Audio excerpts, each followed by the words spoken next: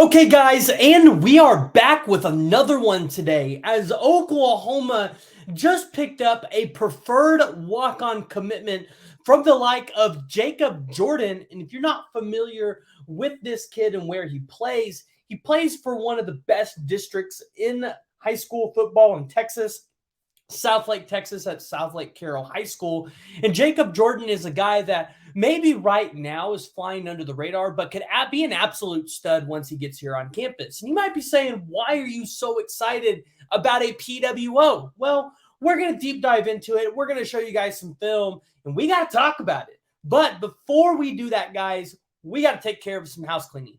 First off, you might notice the mess behind me. I'm moving, so apologies for the mess. We will get this cleaned up soon, and yeah, we'll figure out what this background might look like. But if you guys haven't already, go ahead and hit that like and the subscribe button. Jump down in the comments below and let me know what y'all's thoughts are about the recent PWO commitment of Jacob Jordan to the University of Oklahoma.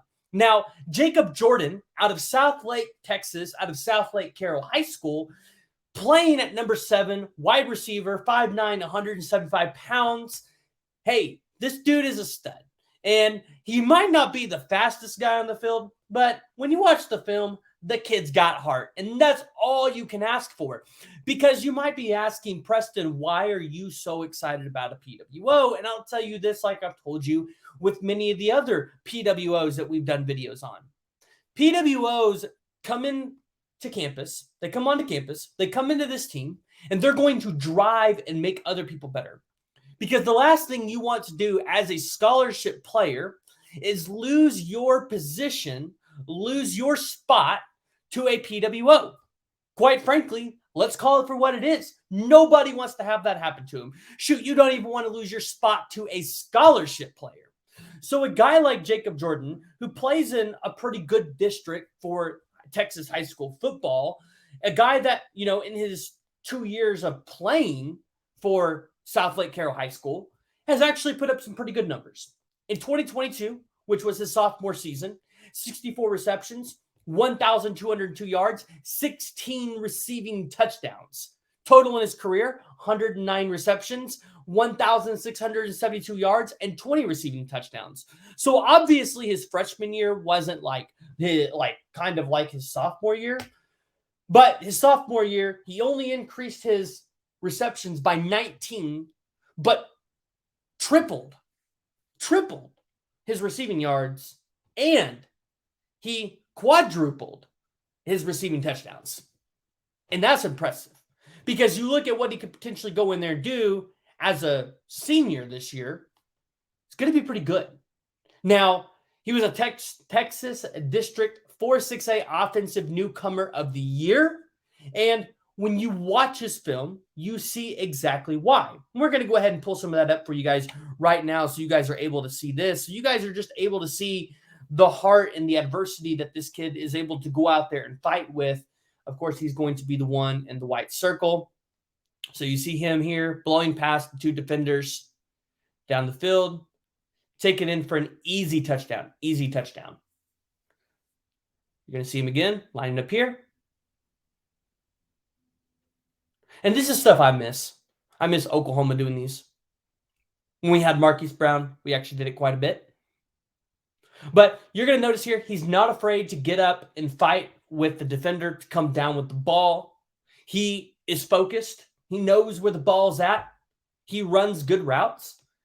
Here you can see there was obviously a false start penalty or something right there.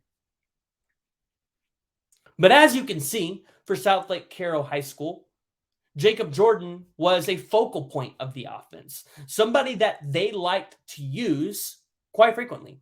Now, I'm going to leave this huddle film up for you guys a little bit as we continue to talk about what this is going to mean for the Oklahoma Sooners, because they just got a commitment from Taylor Tatum on Friday, the 5-star number 1 running back in the country. And you might say, hey, well, he's a 4-star on every website.